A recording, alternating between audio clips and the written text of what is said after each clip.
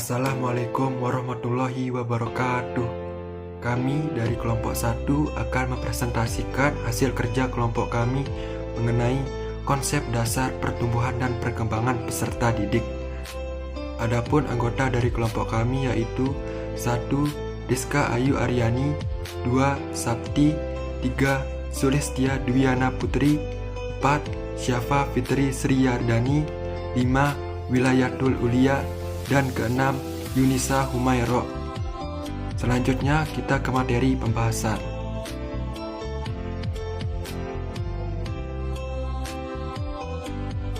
Pengertian pertumbuhan dan perkembangan.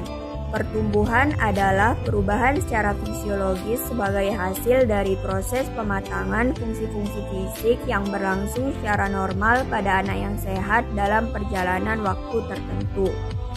Menurut Muhammad Ali dan Asrori dalam buku Psikologi Remaja, pertumbuhan yang terjadi sebagai perubahan individu lebih mengacu dan menekankan pada aspek perubahan fisik ke arah lebih maju. Contohnya, pertambahan tinggi pada seorang anak, munculnya gigi baru pada anak-anak, pertambahan berat badan, dan sebagainya. Sedangkan perkembangan adalah proses perubahan dalam pertumbuhan pada suatu waktu sebagai fungsi kematangan dan interaksi dengan lingkungannya. Dengan kata lain, perkembangan merupakan perubahan fungsional yang dipengaruhi oleh tingkat kematangan fisik. Menurut Muhammad Ali dan Asrori dalam buku Psikologi Remaja, perkembangan lebih mengacu kepada perubahan karakteristik yang khas dari gejala-gejala psikologis ke arah yang lebih maju. Contohnya pubertas, perkembangan bayi dari merangkak sampai ia bisa berjalan, dan sebagainya.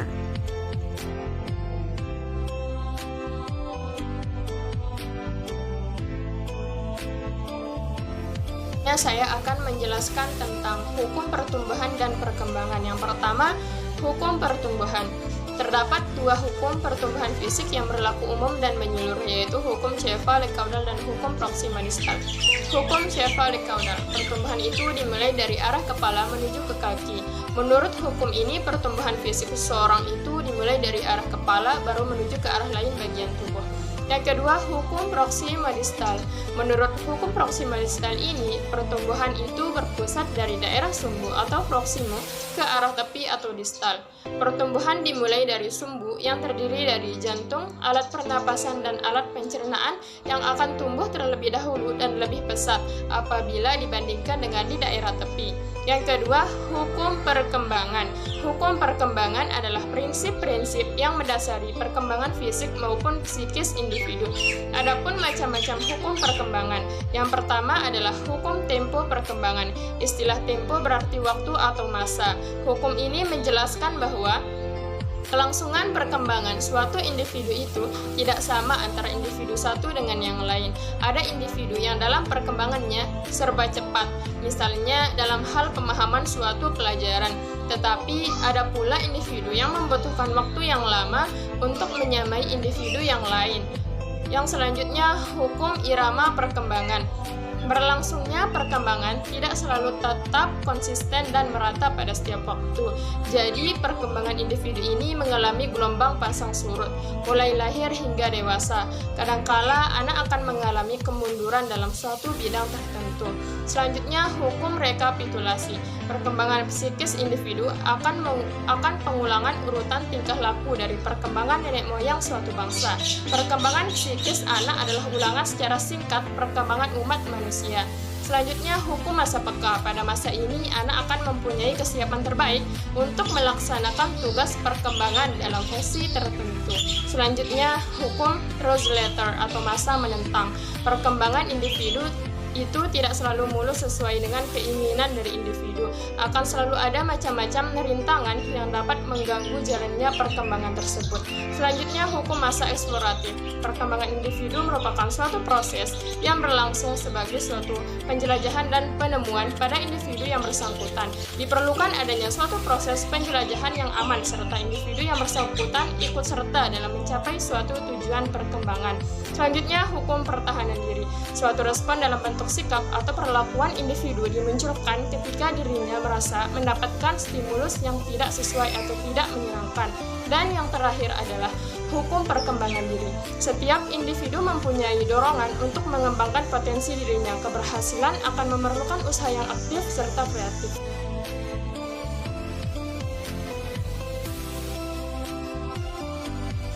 Prinsip-prinsip pertumbuhan dan perkembangan peserta didik yaitu yang pertama, perkembangan merupakan awal dari perubahan. Yang kedua, perkembangan awal lebih kritis daripada perkembangan selanjutnya. Yang ketiga, perkembangan merupakan hasil proses kematangan dari belajar. Yang keempat, pola perkembangan dapat diramalkan. Yang kelima, karakteristik dalam perkembangan dapat diramalkan. Yang keenam, terdapat perbedaan individu dalam setiap perkembangan. Dan yang terakhir atau yang ketujuh yaitu setiap tahap perkembangan memiliki bahaya potensial tertentu.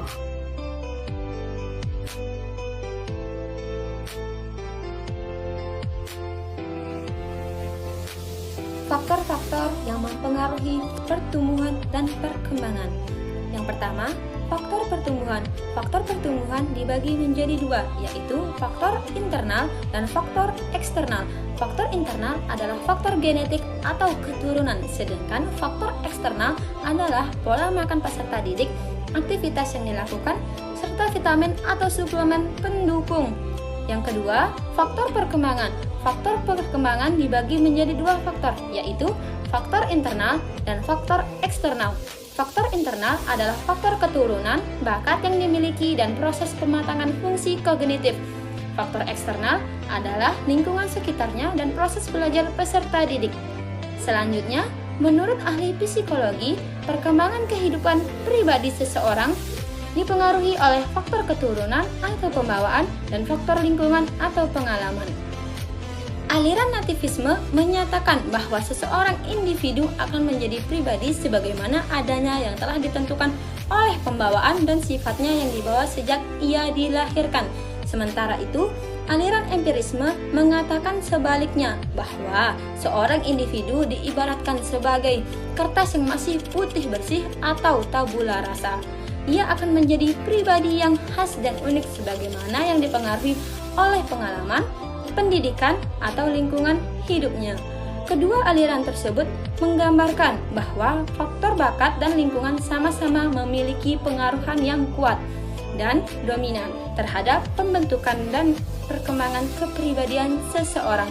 Aliran yang menyatakan bahwa kedua faktor itu, pembawaan dan pengalaman, secara terpadu memberikan pengaruh terhadap kehidupan seseorang adalah aliran konvergensi. Menurut aliran ini, pengaruh pembawaan dan lingkungan sama-sama dominan dan pembentukan kepribadian individu.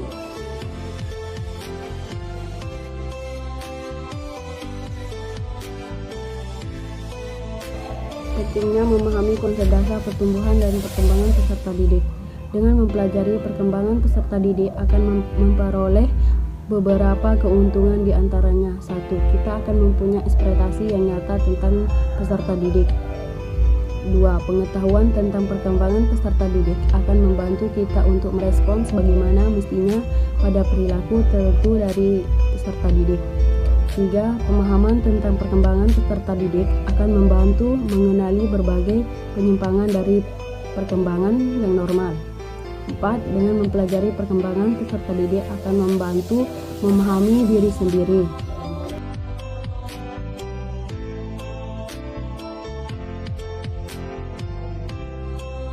Manfaat memahami konsep dasar pertumbuhan dan perkembangan peserta didik ketika akan menjadi guru. Adapun manfaatnya sebagai berikut. Yang pertama, dapat menciptakan ruangan kelas yang tepat bagi peserta didik. Dengan guru memahami konsep dasar perkembangan peserta didik, guru akan mengetahui karakter peserta didik, sehingga dalam pembelajaran dapat memilih suasana pembelajaran yang tepat untuk diterapkan di ruang kelas. Kedua, dapat memberikan metode pembelajaran yang menarik dan bervariasi.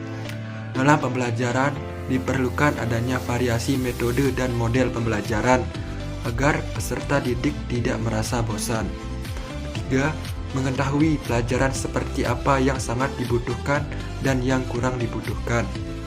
Memang, dengan mengetahui karakteristik peserta didik, guru dapat lebih mengetahui pelajaran yang tepat untuk diberikan kepada peserta didik. Keempat, promosi bagi peserta didik dalam berinteraksi. Guru pun bersikap biasa dengan kondisi yang dialami peserta didik. Perkembangan peserta didik dapat membantu guru dalam memberikan dorongan bagi peserta didik dalam berinteraksi.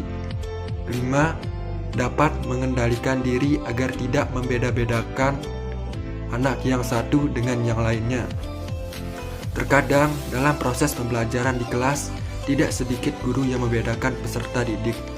Dengan memahami perkembangan peserta didik, guru sadar bahwa setiap peserta didik memiliki kemampuan motorik maupun psikomotorik yang berbeda-beda antara satu siswa dengan siswa yang lainnya. Dan yang keenam, dapat memahami peserta didik dengan baik. Manfaat yang paling utama dalam perkembangan peserta didik adalah guru dapat memahami peserta didik dengan baik, karena guru mengetahui karakteristik dan perkembangan peserta didik.